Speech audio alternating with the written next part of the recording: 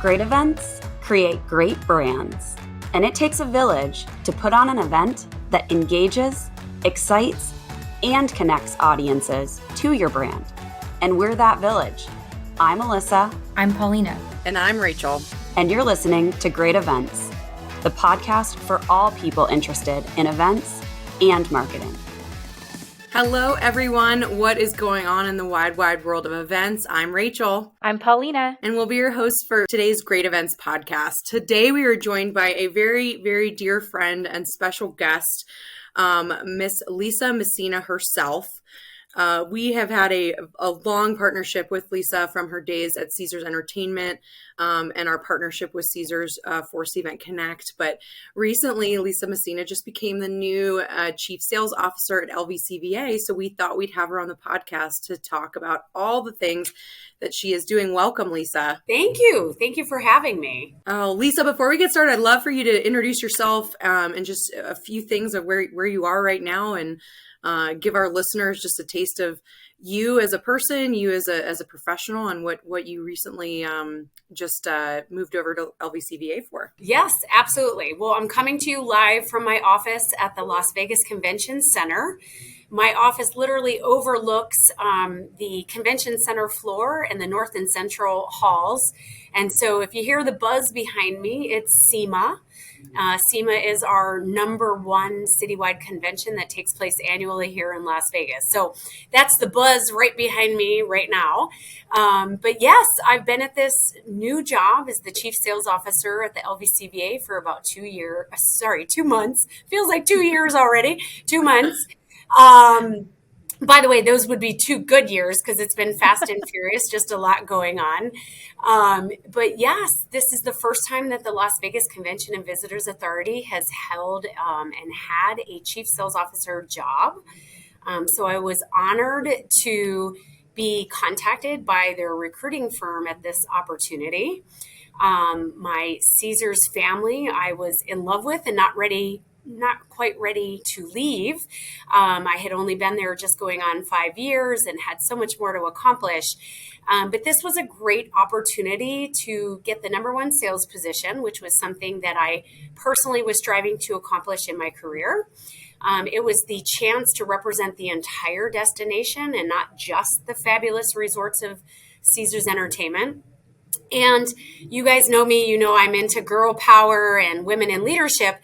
I also had worked on a succession plan while I was at Caesars Entertainment, and I'm very proud to have said that the person that I was working with to work up into my position when I did leave ended up becoming the Vice President of Sales, and that's Kelly Smith. So I think, if you had to leave a job and go for something that was important for you in your career, it was great that another woman also got her chance at her next big step. So far, so good. All the right things moving for all the right reasons. Well, that's great. That's great. We were cheering you on when we heard the news, and it's always great to see someone, especially an industry icon like you and a mentor as well, just see them rise into such a critical role for a destination.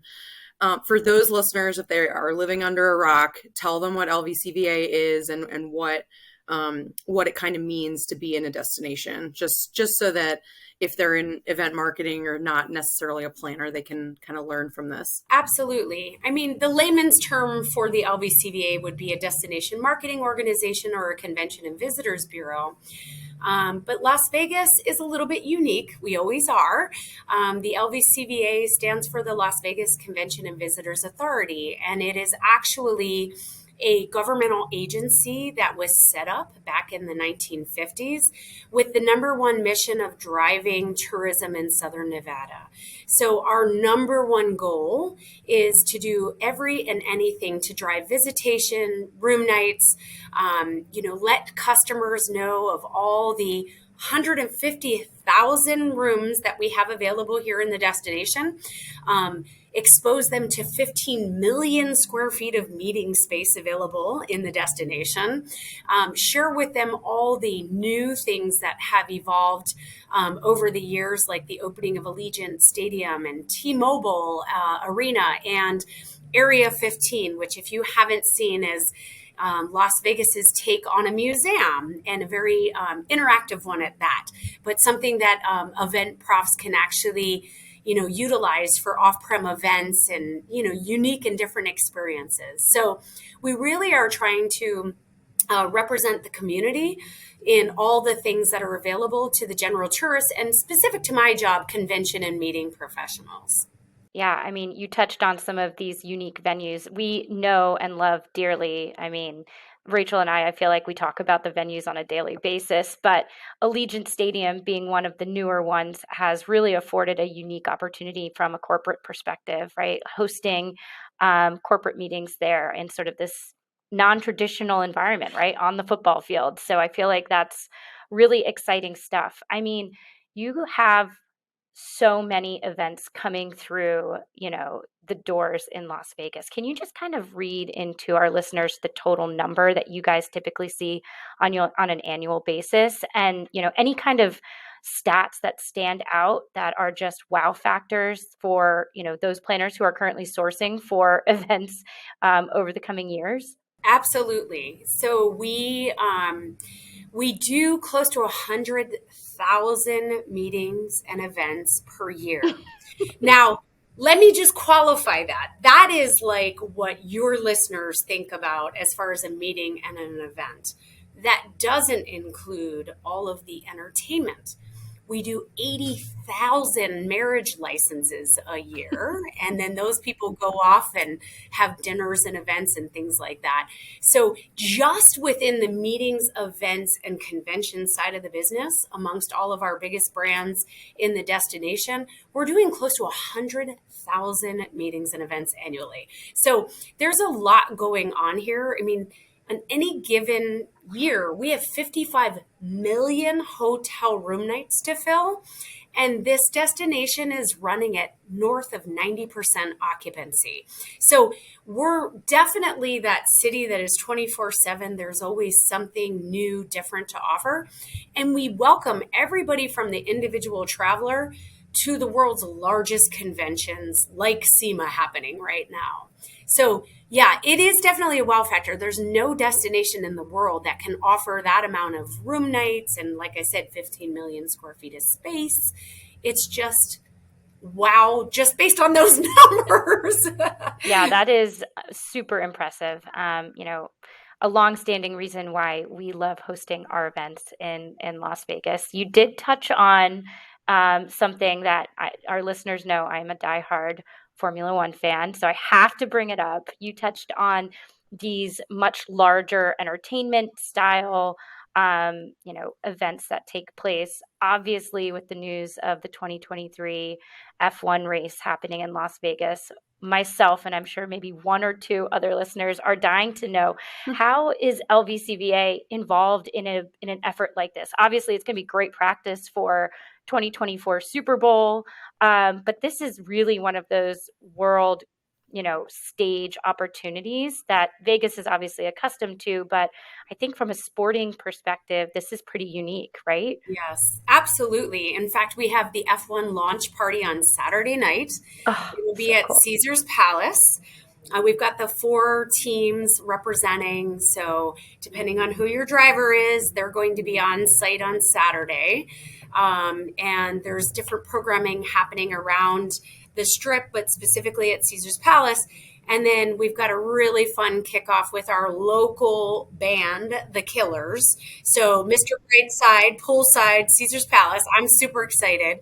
My husband's a little bit older than me, and I had to tell him who The Killers were. But for your listeners, they know who The Killers are, and it's going to be awesome. So we're going to kick off the race with that launch party, and then tickets will go on sale actually on November 5th. So super excited. But back to your question. The LVCVA is the impetus behind that. So it takes a lot of governmental agencies, the governor's office, Steve Hill, our CEO, and just like any other event, right, we are trying to work on the business development of bringing those top-notch events to our destination. There's an RFP. There is a process that you go through in negotiating the deal, bringing the stakeholders together at the table. And then, of course, like Las Vegas would see it, is how do we do it better than anywhere else in the world? Because F1 does take place. It just took place in Mexico City on Sunday. It was in Singapore a month ago. It was in Montreal back in August. This is just like, again, our event professionals. They go to different destinations, and often people will choose Las Vegas because they go, we know you're competitive and we know you're going to try to do it better than anybody else. So we're super excited about that. We hope to make it an annual event. Certainly F1 wants that to be the case. They have invested in land just off the strip where they'll build out their paddocks and some of the high-end entertainment. And then, yes, less than 60 days, we will have a Super Bowl at Allegiant Stadium. We've already hosted the Pro Bowl, which is exciting. You also both know we hosted the NFL Draft. And there's just many more iconic things like that we are looking to serve up here in the destination, because our customers expect that. They're always watching Vegas to go, what's next? What are they going to do next? And this might make you girls laugh. I don't know, but I'm a Swiftie. I don't know if you are, but Swift is coming to Allegiant, you guys. Like, oh my God. So now we have 3 flights to book to Vegas, Paulina. We have this weekend for the kickoff. We have the Super Bowl and T-Swift. So seriously, you guys, like, she is one of the top 4 female entertainment, entertainers globally, historically, right? Like #ever. And she was accomplishing those numbers without having a stop here in Las Vegas. So she just announced Allegiant Stadium in the spring. Super, super excited. I'm sure my niece Taylor will come out for that concert. But, again, and Taylor, like, what a marketer, right? Like, she's going to blow it out Las Vegas style too. I can't wait to see what she does. So, no matter what the event is, whether it's entertainment, sports, a major convention, people want to be part of the vibe here in Las Vegas, and we're doing everything we can to attract them, because it's just that next big thing. And so we're really excited about it. you have so much on your plate, and it's only month 2. Exactly. Exactly. I was going to ask you when you sleep, because it sounds like you probably don't. My chief marketing officer, Kate Wick, who I just adore, we're really good team members together, and it's only going to get better from here. But funny thing is, all the men on our team always say, we don't sleep. And Kate and I are the ones that are like, we sleep well, because we work so hard during the day. Not that they don't, but like, there's something about it that you're just so excitable, and you're just doing so much, and you just can't move as fast as you want to move. So by the time your head does hit the pillow, you actually sleep pretty soundly. I want to be in an LVCVA brainstorm meeting of what cool stuff you are bringing to the city, because it sounds like, I always say, like, how can you do bigger and better than Super Bowl? And then you bring F1, and then you have all these major initiatives coming out. Like, Super Bowl is just wild. That it's coming in 2024. So that's, congratulations. That's really exciting, and I'm sure many of our listeners will be on that list to try to attend that Super Bowl for sure. Absolutely. But those brainstorm meetings, so just out of curiosity, like, when you guys are throwing around ideas, what is the limit? Is there no limit? Is it kind of like throw out these partnerships that we can get, and these targeted events or experiences to come to the city and see what we can do or accomplish? That's exactly right. It is very aspirational. We've got some things on the list that I can't talk about at the moment, but I can tell you that if there was, the dream, the answer is we're going after it. And so there's a lot of things that are going to come our way. And again, it's just like we do again on the events or the convention level. It's like we look at the universe of opportunity, and we just connect, and we partner up with the people that are the main stakeholders that are driving these meetings, events, conventions, special sporting events, and say, what if? Right? And then from there, just unfold to say, how do we attract you? What does it take? What role do we play? What role does the destination play? Our biggest stakeholders, and just come to the table and have a conversation. And then, once we get to that point where we go, okay, we're all in, We understand why this is going to be impactful for all organizations involved, including the customer experience.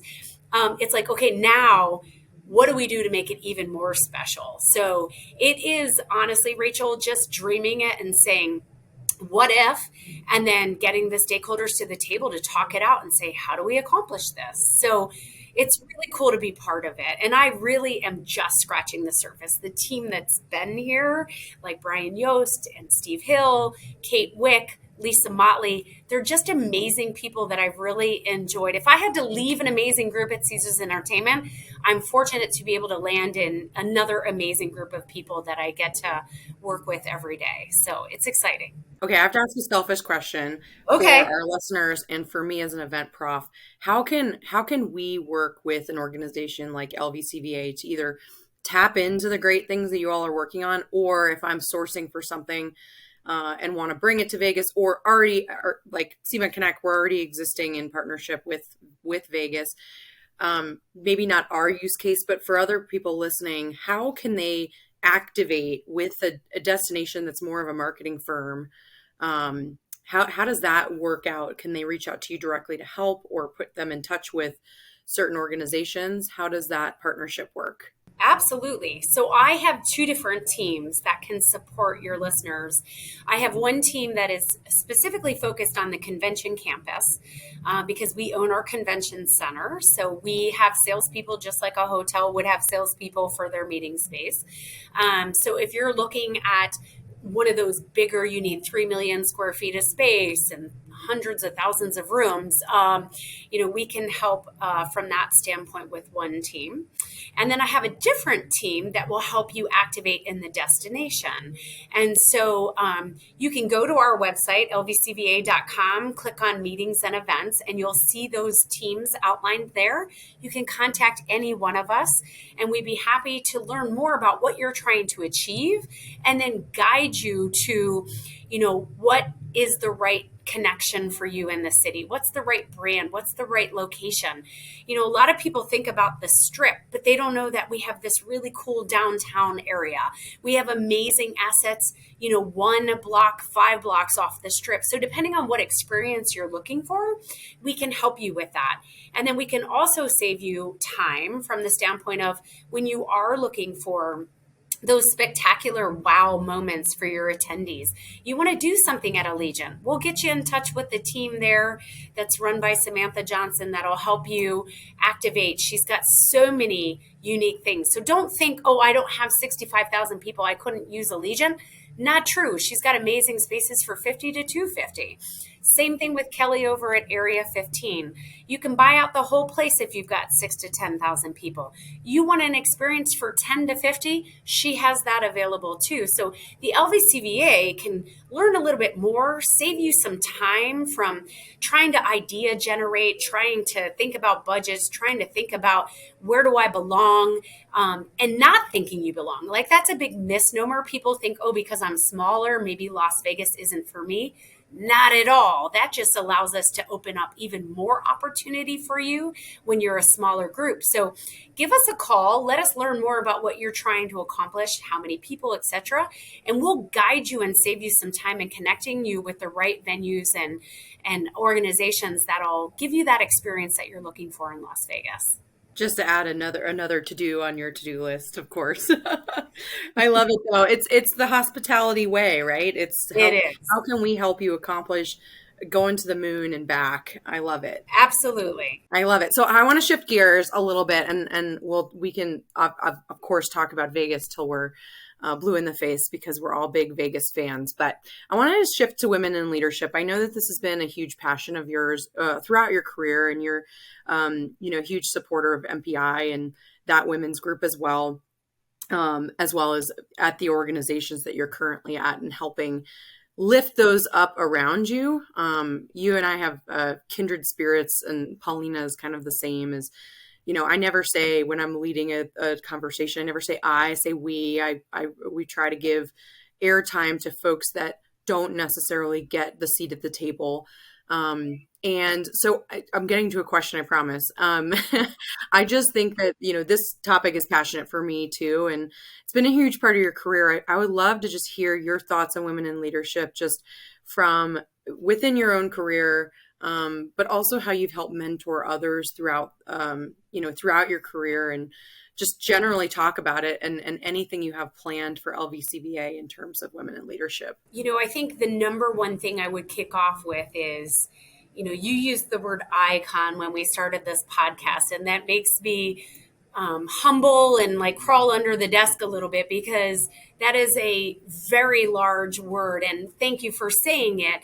But the reason I have achieved such status like that in the industry is really because of the teams of people I've worked with. I am a reflection of the organization and the teams that I have worked with through the years, because we accomplish things together. It's not about me as an individual.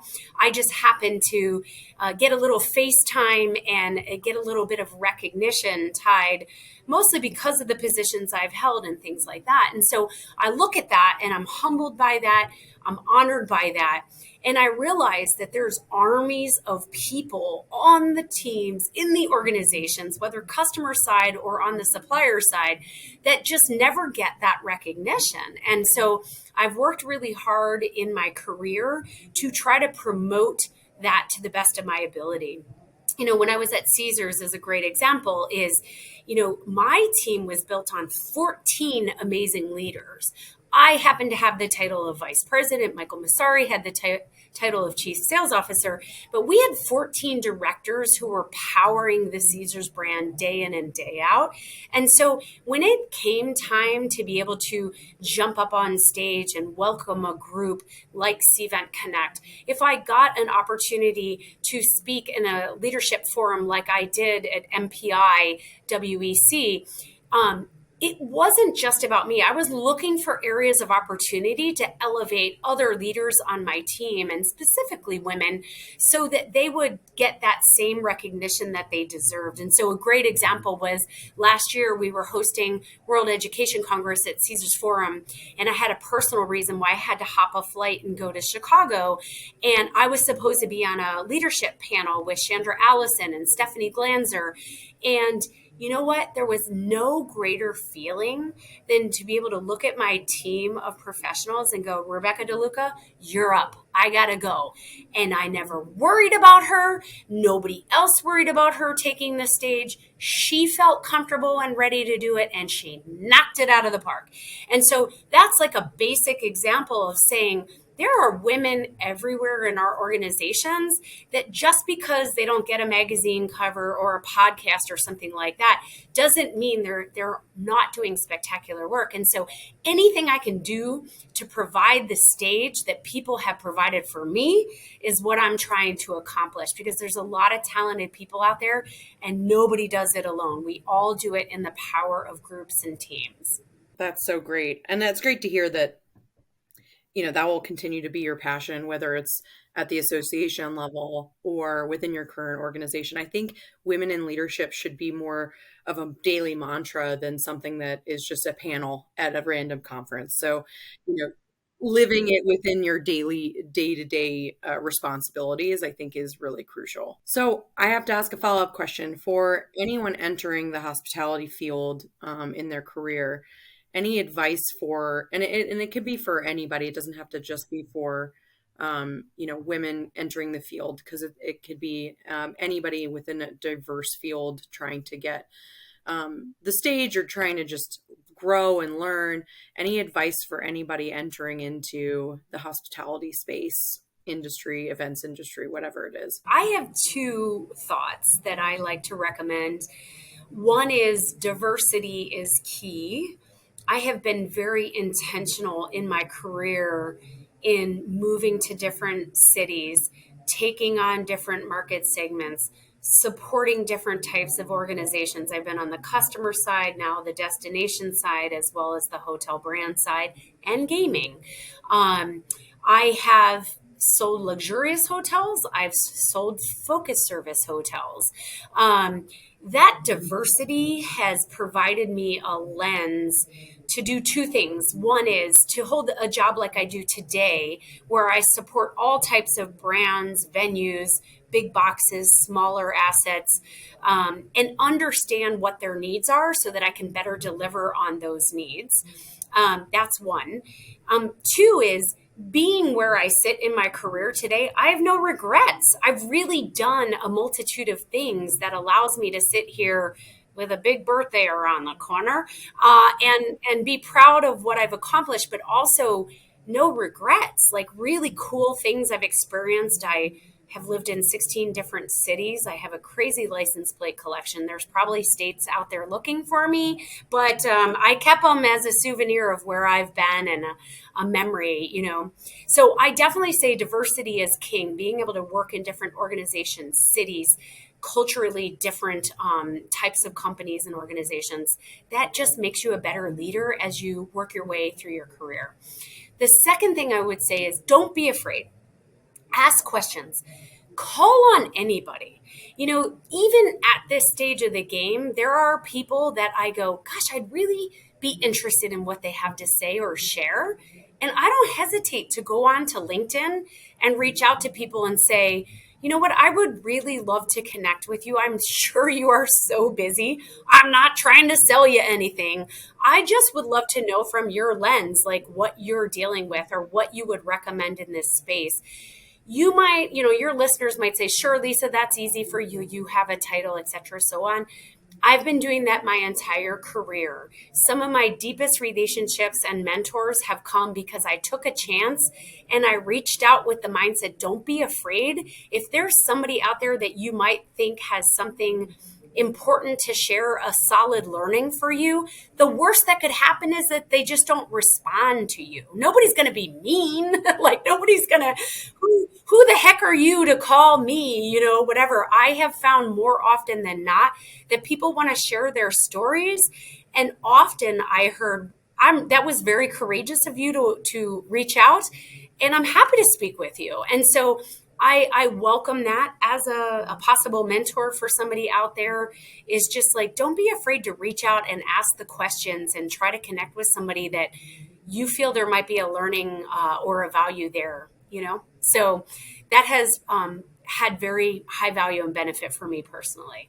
That's great advice. I think anybody that's either entering or currently, like I could take that advice as well. Like I think, you know, we all have to remember, depending on what level you are, you shouldn't be afraid to talk to different levels. In fact, I would encourage you skip leveling, doing things like that. We do skip level meetings sometimes in our organizations just to gain that perspective, because some things at the higher level you might not have the perspective of.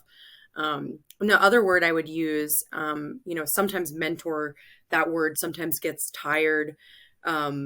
You know, we use it so much, mentorship, mentoring, but I think one word that's more powerful as well is finding yourself a champion that will cheerlead for you through your success, coach you through your, I don't want to say mistakes, because I think that mistakes are a natural part of learning and your career growth, but coach you through those learning lessons, and still cheer you on and still champion you to that next promotion or that next raise or that next career shift. It could be something else within hospitality. It doesn't have to be event professionals, event marketers. It could be anything, you know, hospitality side that you want to move into. Find yourself a champion is my main point. No, you're absolutely right. And the reality is, listen, if we're not making mistakes, we're probably not taking enough risks or being innovative or creative enough.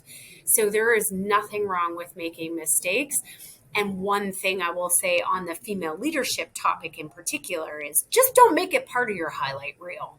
We have a tendency to hone in on what we did wrong, which could be less than 10% of everything we've done right.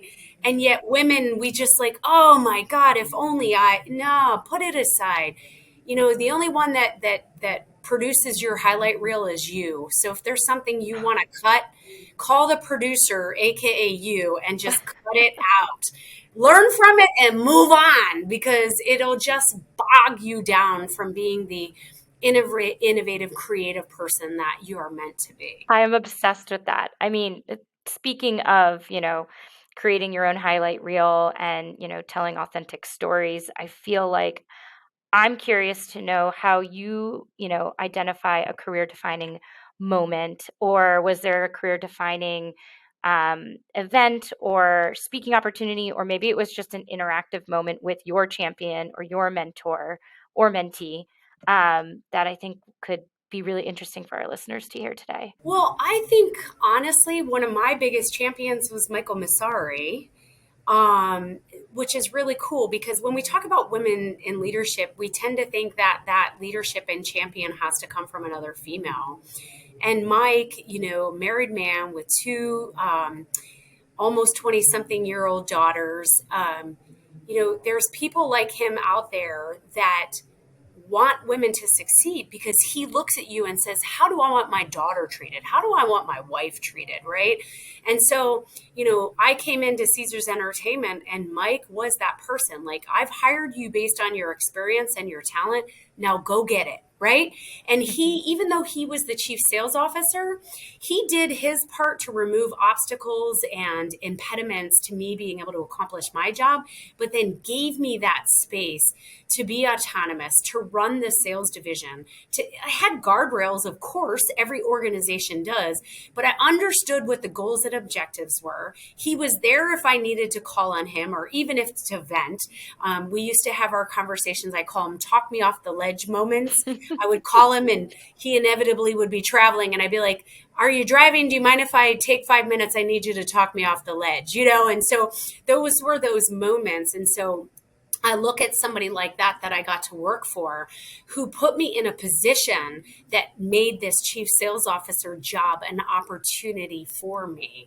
And so having people like that in your career, and knowing that it doesn't have to be another female, it can be anyone who just is identifying that you have a talent and that they're willing to support that and giving you the space to do your thing.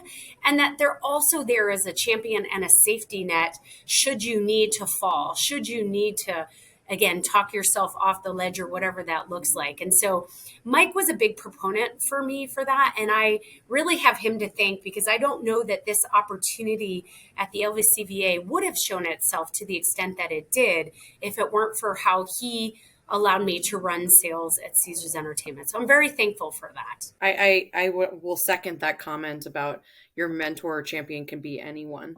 At any level, and it could be male or female, or however you identify.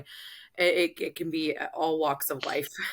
I feel like most of my champions are male, and I've learned a lot from a lot of those leaders because they help open those doors as well. And I think that that's an important thing for men to note, that women in leadership topic is not just for women.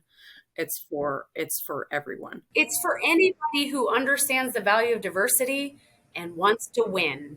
Like, you win with diverse teams, and being a champion for that is really a winning culture. Okay, we're going to do final round of rapid fire questions at the end of this. Paulina thought of a fun one. I think we wanted to hear some things that planners or event profs might not know about Vegas that's going on that maybe doesn't have to do with events, but maybe does.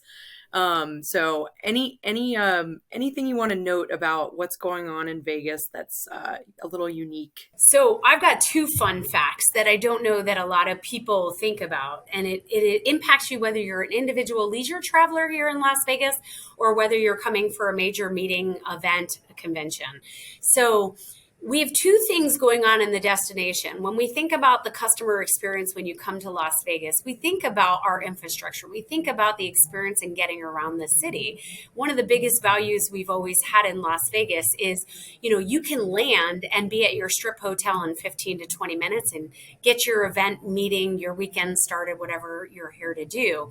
And so what's really cool is we've got two ways to maneuver you around the destination. And one of those is, you may not know know that we're a smart city powered by SAP. We have 60 autonomous BMWs running around town. So no, you haven't had too many adult beverages if you look to the left and you notice that there are people in a car without a driver. Those are our autonomous vehicles. They're low emission vehicles that will get you from point A to point B without a lot of stress if you're not used to driving up and down the Las Vegas Strip. Then, in conjunction with the Boring Project, we've got a really cool, fascinating thing where we've got an underground system. We currently have 5 stops with many more to come. And basically, you can start it at the convention center here and go to Resorts World. But we have tunnels that the Boring Project has put underground. It's part of the Las Vegas Loop. And we've got Teslas that are running you from point A to point B underground. It's free on the convention campus. It's only $3 to get to Resorts World. But eventually, customers will be able to take these Teslas up and down the Las Vegas Strip to Allegiant Stadium, to the airport. So stay tuned. If you haven't actually experienced it, call me personally. We'll take you on a ride. Right now, we've got drivers, but one day those will be driverless too. But it's a sustainable way to make your way around the destination in a really cool experiential way. So come and check it out. So cool. I got to check out this underground thing. I've heard about it, and I have to see it for firsthand. So we'll let you know when we're back in town, because I want to check this out. One of our 3 trips will be maneuvering underground, hopefully. There you go. Okay, I think I wanted to ask, we typically ask our guests, what is some, parting advice, parting words that we can just bestow upon our listeners today that we think will be helpful. Obviously, we've got event marketers, event professionals, members of the hospitality industry. So any parting words that you just kind of want to share with them before we kind of wrap today's up? I think that our event professionals are the hardest working people in the world. We know it's a stressful job to be able to, to have to execute the details of major events and even the smallest events. And the news is you're not alone. Utilize your partners. We're here for you. We want to help you shine. We want to help you achieve your goals and your objectives. And in a post-COVID world where people are overworked and customer experiences seem to be lagging and there's just not enough help, I promise you there are. So reach out to partners like the LVCVA and our biggest brands in this destination. Other cities around the world have services like ours. But don't feel like you're out there alone. Keep dreaming big. Keep trying to deliver on those great events. And just know that there are partners like us out there to help you so you don't have to stand alone. We want to help you knock it out of the park. That's amazing advice. Well, thank you, Lisa, so much for joining today. I know Lisa mentioned reaching out to LVCVA if you need any support planning your events. So our listeners, please take her up on that. She's amazing to work with, as is her new team, I'm sure. And obviously take advantage of the cool events coming to Vegas. I mean, Paulina and I are getting off this call right now, and we're going to start plotting our trip and tickets as we end. We'd love to see you. So lots of exciting things coming, and we really appreciate you taking the time today, Lisa, for our listeners to hear a little bit of what's going on with you personally, but also with the city. It's hard to top having the Super Bowl and these big F1 events and all the other creative things that LVCVA has going on. So kudos to you and the team, and very exciting. So for our listeners, please check them out. We hope you enjoyed our chat today and found some inspirations or takeaways that you can maybe use for your own programs or working with your destinations where you're planning your events. As always, we want to know what's going on with you. So drop us a note on LinkedIn, DM us on Instagram, or of course you can email us at greatevents@cvent.com and we may feature you on an upcoming episode. I'm Rachel, and thanks for joining in to Great Events Podcast. Thanks for listening to this week's episode of Great Events, a podcast by CVent. If you want more resources on how to make your events great, go to community.cvent.com. That's community.cvent.com. Or if you've got a question for us or just want to say hi, email us at greatevents@cvent.com.